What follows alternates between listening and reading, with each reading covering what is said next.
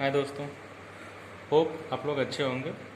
आज हम आप लोगों को बॉन्ड स्क्यू के बारे में बताएंगे। जो स्टैंडर्ड इसमें यूज़ किया जाता है वो होता है ASTM D3882। अगर एप्लीकेबिलिटी की बात की जाए तो ये ओवन एंड नेट्स दोनों में एप्लीकेबल होता है।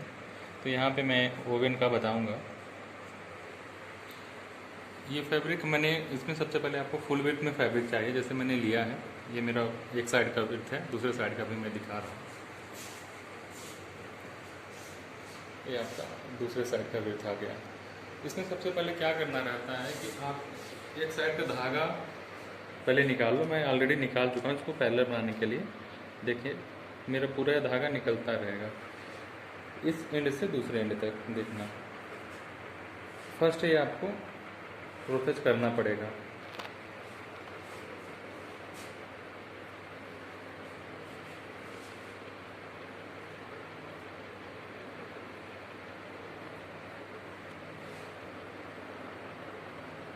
ये देखिए अब मेरा पूरा धागा बिना टूटे हुए निकल गया।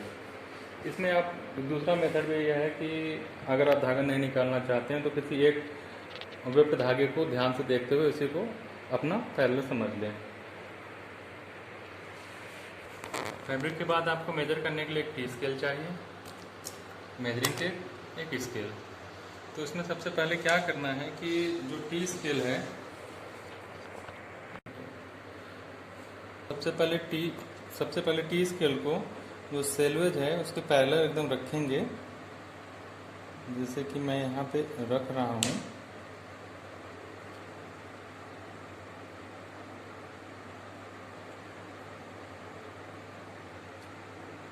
इसके पैरेलल एकदम रखिए यहाँ पे, और जो थ्रेड जहाँ से आप एक निकाले थे वेफ्ट का वो वहाँ पे रखिए। जैसे कॉर्नर पर आप ध्यान से देखिए, मैंने यहाँ से थ्रेड निकाला था, ऐसे यहाँ पे कॉर्नर हो गया और ये सेलवे से एकदम पैरेलल हो गया। थोड़ा ऊपर से लीजिए, दिखाइए तो यहाँ पर थोड़ा नीचे लेके और दिखाइए कैसे रखना है। तो रखने का पोजीशन शायद आपको मालूम हो गया, ऐसे आप भी रखना। फिर आप देखेंगे कि ये कितना स्क्यू हो रहा है। ठीक,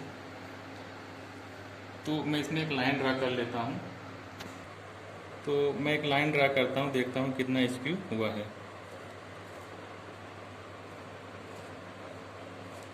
अब आप यहाँ पे देखेंगे डिफरेंस आना शुरू हो गया है, यहाँ से देखिए यहाँ तक। तो अब इसको मैं बड़े वाले स्केल की सहायता से खींचूँगा दूसरे एंड तक। मैंने अपना टी स्केल हटा दिया है और आप यहाँ देखेंगे कि यहाँ पे डेविएशन आने लगा है।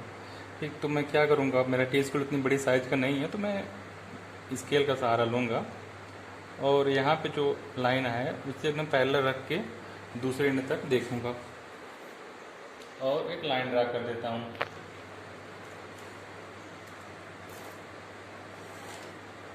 इससे मैच करता हुआ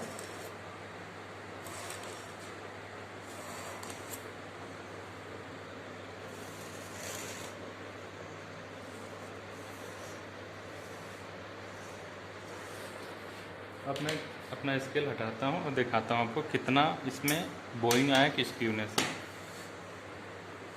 आप देखिए यहाँ से मैंने स्टार्ट किया यहाँ से और दूसरे एंड तक मैं लेके जा रहा हूँ।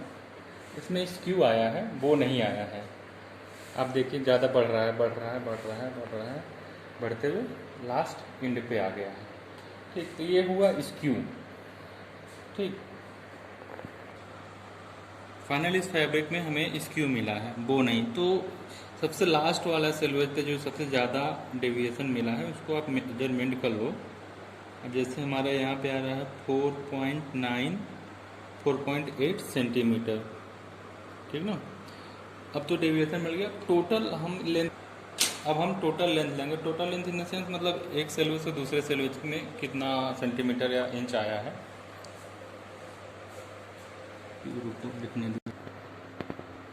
तो स्क्यू का जो फार्मूला होता है, या इसको ऐसे वो भी निकाल सकते हैं, बो का भी। डेविएशन कितना आया था 4.8 सेंटीमीटर। अब टोटल विड्थ देख लेंगे सेंटीमीटर में कितना आया, उसको मेजर कर लेते हैं, फिर उसके बाद हम फार्मूला से निकालते हैं। तो वहाँ से हम आपको दिखा रहे हैं टोटल विड्थ कितना आ रहा है। हम इसको भी सेंटीमीटर में ले रहे हैं।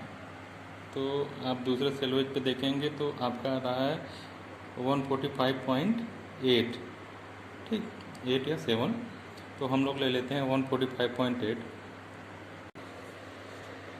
तो 145.8 आपका सेंटीमीटर में आया था, तो उससे हम कैलकुलेशन कर लेते हैं।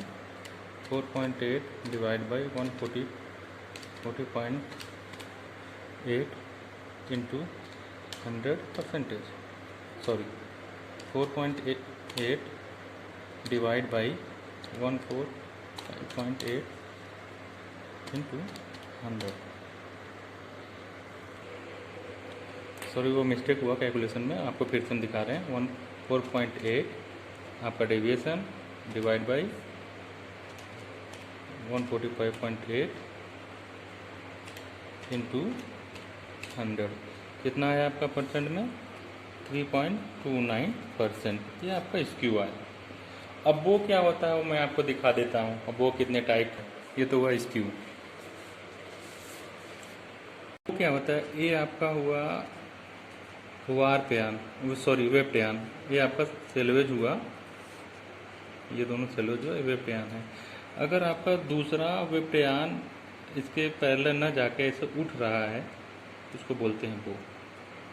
नॉर्मल आपको इंडस्ट्री में यही टाइप का फर्स्ट वाला बो मिलेगा। डबल बो होता है कि 2 बार ऐसे उठ गया है, डबल बो के चांस बहुत कम रहते हैं।